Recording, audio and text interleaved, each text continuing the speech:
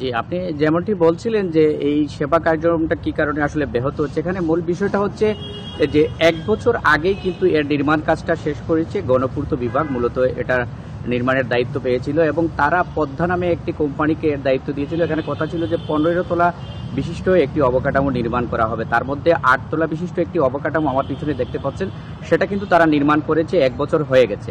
কিন্তু এই নির্মাণ শেষ হওয়ার পরে যাদেরকে তারা এই কাজটি বুঝিয়ে দিবে, সেই ধরনের কর্তৃপক্ষ কাউকে তারা কিন্তু খুঁজে পাচ্ছে না।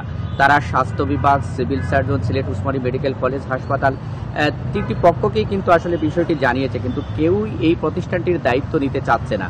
সবারই একই কথা যে একটা হাসপাতাল পরিচালনা করার ক্ষেত্রে যে ধরনের অবকাঠামো নির্মাণ করা দরকার, সেই ধরনের অবকাঠামো এখানে নির্মাণ করা হয়নি, বা এটা নির্মাণের আগে তাদের পরামর্শ গ্রহণ করা হয়নি। যে কারণে এখানে হাসপাতালের কার্যক্রম পরিচালনা থেকে শুরু করে যে জনবল দরকার, সেটাও তাদের হাতে এই মুহূর্তে নেই। বিশেষ করে সিলেট উসমানী মেডিকেল কলেজের দায়িত্বে যারা রয়েছেন তারা বলছেন যে তাদের পক্ষে এই ধরনের একটি হাসপাতাল পরিচালনা করা এই মুহূর্তে সম্ভব নয়। একই বক্তব্য হলো সিভিল সার্জন সহ অন্যান্য যে দপ্তরগুলো রয়েছে তারাও বলছেন যে আমাদের সাথে কথা না বলে যেহেতু এই হাসপাতালটি নির্মাণ করা হয়েছে, সে কারণে তারা এই হাসপাতালটির দায়িত্ব এই মুহূর্তে নিতে চাচ্ছেন না।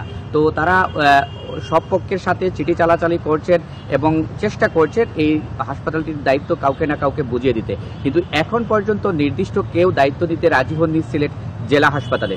যে কারণে ২৫০ শয্যা বিশিষ্ট এই হাসপাতালটি নির্মাণের ১ বছর পেরিয়ে গেলেও এখন পর্যন্ত এটা স্বাস্থ্যসেবা কার্যক্রম শুরু করার মতো যে প্রস্তুতি দরকার সেটা তারা নিতে পারেনি। যে কারণে সিলেটের লোকজন এই হাসপাতালের যেই সুবিধাটা পাওয়ার কথা ছিল সেই সুবিধা থেকে বঞ্চিত হচ্ছেন।